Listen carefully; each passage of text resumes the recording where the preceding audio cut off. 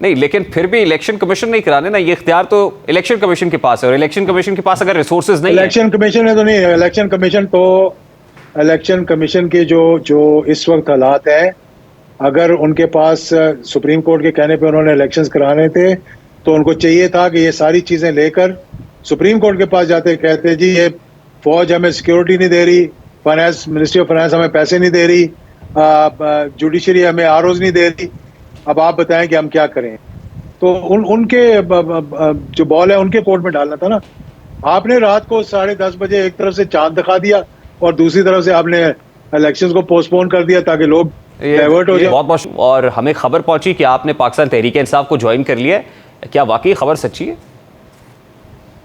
बिल्कुल, आप उनके साथ मिलकर इलेक्शन लड़ेंगे, और ज्वाइन इन द सेंस कि हमारी अपनी पार्टी भी उसको हमने मर्ज नहीं किया, लेकिन तहरीक इंसाफ के साथ शामिल इस तरह है कि उनके साथ मिलकर हम इलेक्शन लड़ेंगे। यानी आपने परवेज इलाही साहब वाला ज्वाइन नहीं किया बल्कि सीट एडजस्टमेंट की है? नहीं, परवेज इलाही साहब के पास तो अपनी जमात नहीं थी ना उस वक्त, उनकी जमात जो है वो हाईजैक हो गई थी। हमारी जमात अभी मौजूद है।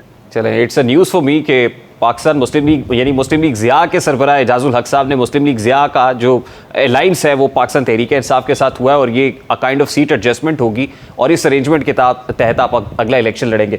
अच्छा एजाजुल हक साहब, ये फरमाइएगा कि इस वक्त इमरान खान साहब जो बयानियाँ बना रहे हैं, ख़ास तौर पे काफ़ी नैरो डाउन करते करते करते उनकी कत्ल कहानी के अंदर खासे मोड़ आए हैं। अब उन्होंने कहा कि वो पंजाब पुलिस के 4-5 लोग हैं, तो जुडिशल कमीशन आज बना दिया गया पंजाब हुकूमत की तरफ से, आप समझते हैं कि खुशाइंद है? देखिए, बिल्कुल इसकी तह तक पहुंचना चाहिए। उनकी हिफाजत जो है वो हुकूमत की जिम्मेदारी है। इतना एक्सपोजर उनका जिस तरीके से हो रहा था और जिस तरीके से ये शेलिंग और महाजराई यानी पुलिस और रेंजर्स और सारा कुछ भी हो सकता है। देखें, इन मामलात के अंदर ज़रूरी नहीं है कि जो इमरान खान कह रहे हो वो सच है। ये अचानक भी ऐसी चीज़ें हो सकती हैं, जब ना दानिस्ता तौर पे भी हो सकती हैं ऐसी चीज़ें कि कहीं से भी एक शरारती आदमी नासिर अंदर आके के गोली चला दे, तो लाजमी बात है कि फिर बैक फायर भी होता है। हम लोग कई मरतबा इससे गुजरे हैं इस तरह कि अगर सामने से फायर आए तो लाजमी बात है आपके गार्ड्स होते हैं, आपके साथी होते हैं जिनके पास लाइसेंसी असला होता है, तो वो भी फिर ये करते हैं। तो इस माहौल को बेहतर करने की जरूरत है। ये खदशात जो है नहीं, लेकिन एजाजुल हक साहब, ये कहानी इमरान खान साहब रोज बैठकर तश्कील देते हैं, मतलब रोज इस कहानी के अंदर हमें नित नए किरदार देखने को मिलते हैं। वो 4 लोगों से शुरू हुई, उसके बाद पता चला कि नहीं इस पे वजीर दाखिला है, वजीर आजम शामिल हैं, उसके बाद आसिफ अली जरदारी शामिल हो गए, फिर उसमें नवाज शरीफ का नाम आया, फिर मोहसिन नकवी का आया, अब ये पंजाब पुलिस के 5 लोगों तक आके कन्फाइन हो गई है। तो ये रोज जो नई कहानी बनाई जाती है, ये इमरान खान साहब खुद इसका स्क्रिप्ट लिख रहे होते हैं?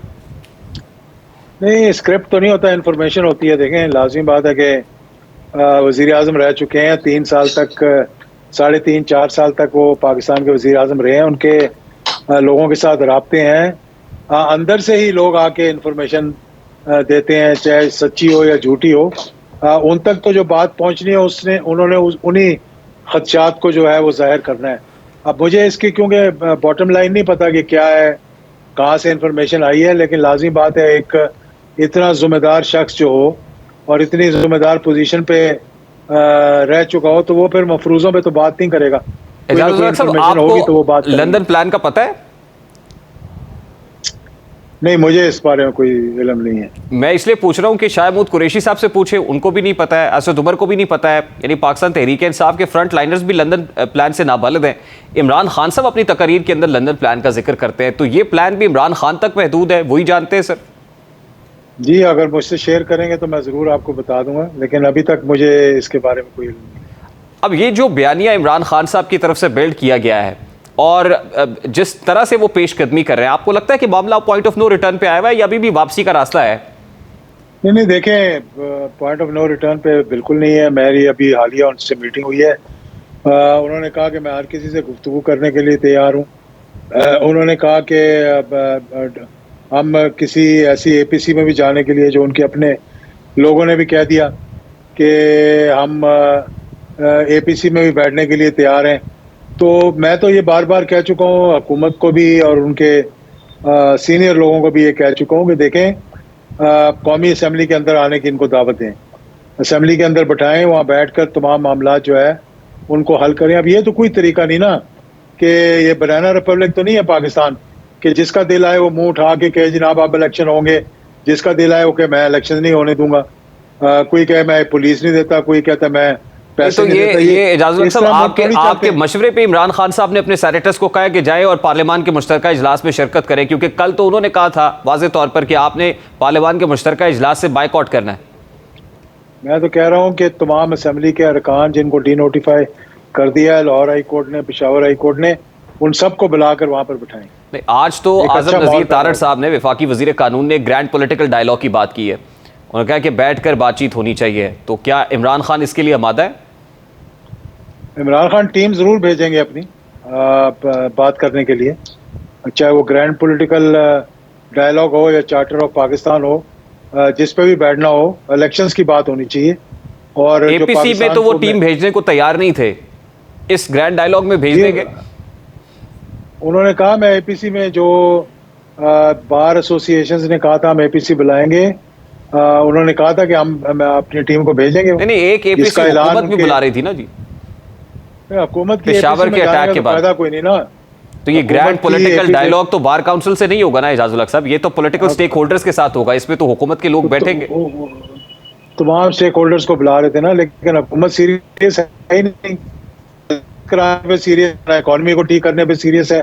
वो सिर्फ अपनी हुकूमत को तूल देने पे सीरियस है, अपने केसेस खत्म कराने पे सीरियस है। मुझे तो समझ नहीं आती कि किस किस्म का आइन की धचकियां उड़ाई जा रही हैं, कानून को फॉलो नहीं किया जा रहा। मैं जो इनके हालात लग रहे हैं, मुझे तो लगता है अक्टूबर में हालात मजीद खराब हो जाने, और इन्होंने अक्टूबर में भी इलेक्शंस नहीं करवाने। यानी आप ये समझ रहे हैं कि जो 8 अक्टूबर की तारीख है, 8 अक्टूबर को भी इलेक्शंस नहीं होंगे? नजर तो नहीं आ रहा।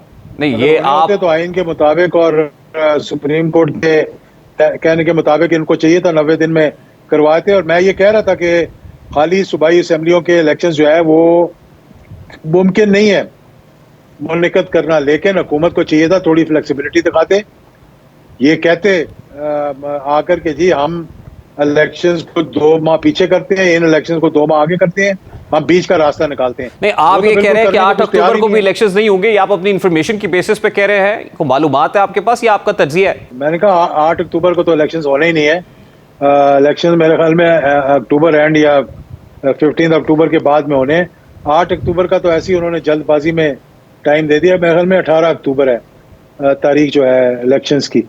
तो नज़र तो नहीं आ रहा कि ये करवाएंगे, क्योंकि अब जो जिनके पास पैसे नहीं है, जिनके पास सिक्योरिटी नहीं है, जिनके पास आरओज नहीं है, तो अक्टूबर में तो मजीद मुझे लग रहा है इकॉनमी के हालात ज़्यादा ख़राब होंगे, क्योंकि मौजूदा हुकूमत के पास तो कोई प्रोग्राम ही नहीं है इस इकॉनमी को ठीक करने के लिए। ये तो सिर्फ अगर IMF ने पैसे दे दिए तो चंद दिन गुजर जाएंगे, अगर उन्होंने ना दिए तो फिर ये बिल्कुल हाइपर इन्फ्लेशन होगी।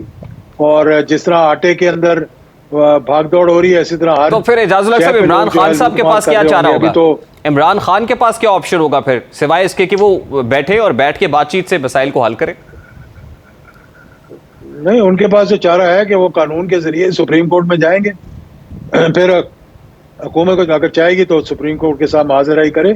तो ये 73 के आइन का 50वीं सालगिरह है इस साल, तो मालूम नहीं कि सालगिरह मनाएंगे या उसका डिवाइस होगा, या क्या करेंगे ये आइन के साथ, क्या लेकिन देखें ना, खिलवाड़ इलेक्शंस कर रहे हैं। तो और मुझे सुप्रीम अफसोस कोर्ट इस ने बात नहीं से होता कराने ना एजाजुल हक कि साहब, पीपल्स इलेक्शंस तो फिर पार्टी इलेक्शन बीच में कमीशन ने बैठी हुई है। कराने। जो भी करवाएगा अहकामात सुप्रीम कोर्ट के